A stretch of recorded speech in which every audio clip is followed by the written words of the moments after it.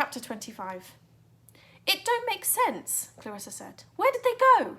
She plucked the candle from its stand and waved the light behind one of the church pews, as if she might find the golden-eyed man and his companions hiding there. Out of ideas, she glared angrily at Wildboy. "They're getting away," she said. "You must have seen something." Wildboy had seen plenty. As he'd watched the men in the graveyard, his eyes had sought out clues on shirt cuffs, trouser knees, and shoe heels. 3 of them had served in the army, and 1 had been in the navy. All of them had walked through a stone tunnel that day. 3 had played billiards, and the golden-eyed man had won. But none of that explained where they had gone. They had locked the church door, lit a candle, and then disappeared. "Anyway," Clarissa said, "this proves the golden-eyed man is the killer. The hooded man disappeared and all, remember? In the alley." Wildboy ignored her, trying to think. There was another door to the side of the altar, but it was bolted from inside. And besides, why would the men have come through the front door just to leave by the back?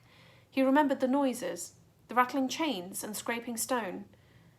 Clarissa muttered something else, but her voice faded into a drone as he turned slowly around. He didn't know what he was looking for, only that he'd realise when he saw it. Suddenly, his eyes were moving with incredible speed, shooting around the church. He saw a tear in a tapestry, a crack in a stone memorial, the worn-down face of a wooden cherub, and Clarissa's candle. "Don't move," he said.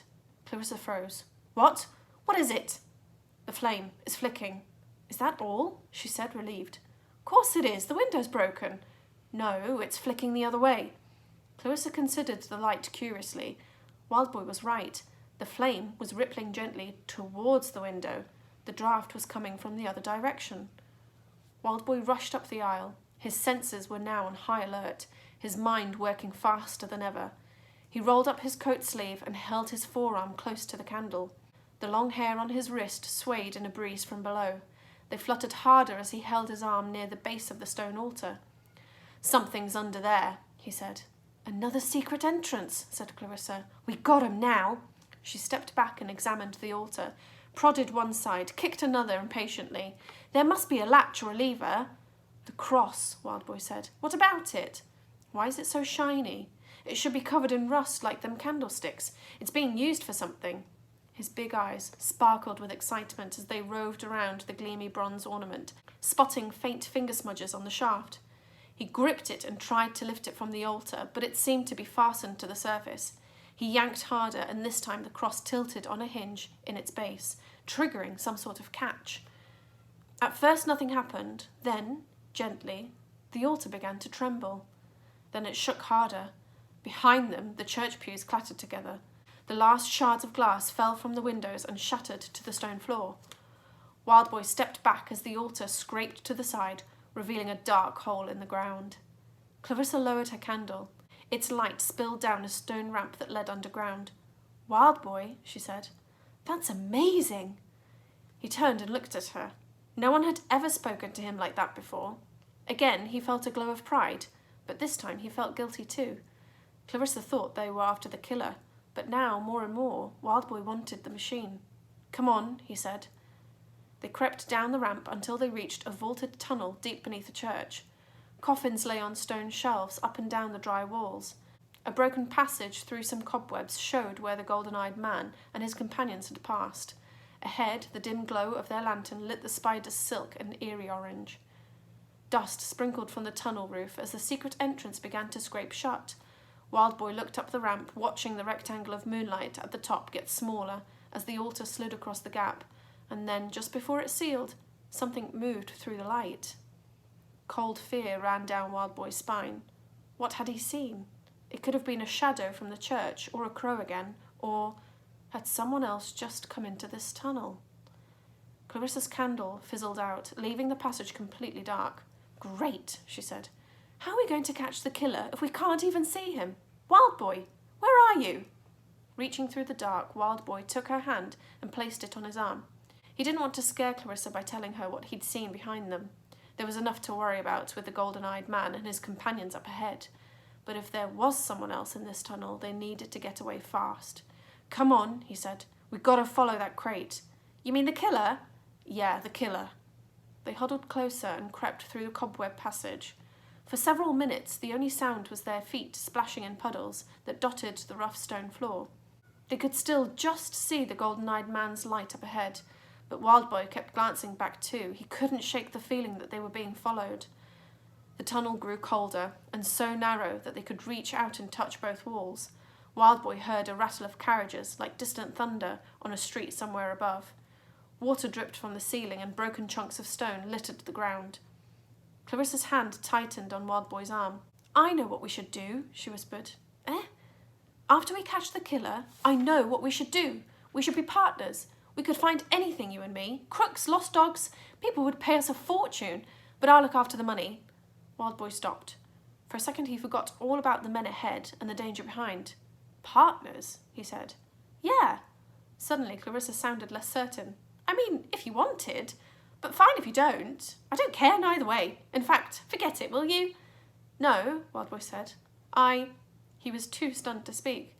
For so long he'd thought the only life he could ever have was alone and in a freak show. But now, maybe, there was another choice. Just then, he heard something splash in a puddle behind them. He turned and stared into the darkness. His heart began to beat harder, pounding against his ribcage. "We gotta go faster," he breathed. Side by side, silent, they kept going. The path began to climb again. Ahead, they saw another light in the tunnel, but it wasn't the golden-eyed man's lantern. As they crept closer, it began to take shape. "A door," Clarissa said. "They must have gone through." This was the end of the tunnel, an iron slab set into the rough stone wall. Wildboy couldn't see a handle or lock, just a tiny curling crack, no bigger than the curve of a penny, right in the centre of the door. "There's no keyhole nowhere," Clarissa said. "I can't open it." Wildboy ran a finger over the crack, studying it curiously. There were tiny scratches around the edges, as if something metal had knocked against it. I think this might be the keyhole," he said. "Don't look like none I've ever seen." "No, it looks like a letter." He brought out Dr. Griffin's ring and ran a fingertip over its raised letter G. Was it possible? Clarissa turned, staring down the tunnel. "What was that?" she hissed. "What?" "I heard something behind us." There it was again, footsteps splashing closer. A dark shape cut through the cobwebs. "Wildboy," Clarissa said. "It's him, the hooded man." "Throw them rocks." "What?" "Slow him down." Clarissa grabbed a rock from the ground and hurled it into the dark, then another and another. "He's still coming." Wildboy didn't look back. He had to concentrate. He hoped he got this right. He slid the ring over his finger and pressed it against the crack in the door. The raised letter G slotted perfectly into the groove. "It fits," he said. "Open it then." Behind the footsteps quickened into a run. Wildboy turned the ring. Immediately the iron door began to tremble. He heard the whir of cogs inside, and then the clunk-thunk of a lock sliding. "Got it," he cried. He shoved the door open and they tumbled through. Just as they slammed it shut again, something thumped against it the other side. Wildboy and Clarissa heaved against the iron slab, struggling to keep it closed, but slowly the door began to open. "Push! I am pushing!" A gloved hand reached through and grasped Clarissa's hair. She screamed, and Wildboy leapt up and bit hard into the hand's thumb. It shot back, but the door opened wider. Wildboy looked over his shoulder, searching for anything to use as a weapon. He saw a torch crackling on a wall. "Hold the door!" he cried. Leaving Clarissa, he ran to the wall and snatched the torch from its bracket. Its iron handle scorched the hair on its wrist, but he held on tight as he rushed back to the door. He braced himself to stab the fire at whoever was on the other side. But whoever it was gone. Clarissa finally closed the door and turned her pick in the lock. "It's sealed." They leaned against it, their breaths coming in ragged gasps. "That was him," Clarissa said. "That must have been the hooded man. But the golden-eyed man was ahead of us." Wildboy nodded, still struggling to breathe. "That means he's not the killer. So who is?" She took the torch and raised it against the dark. "And where are we now?"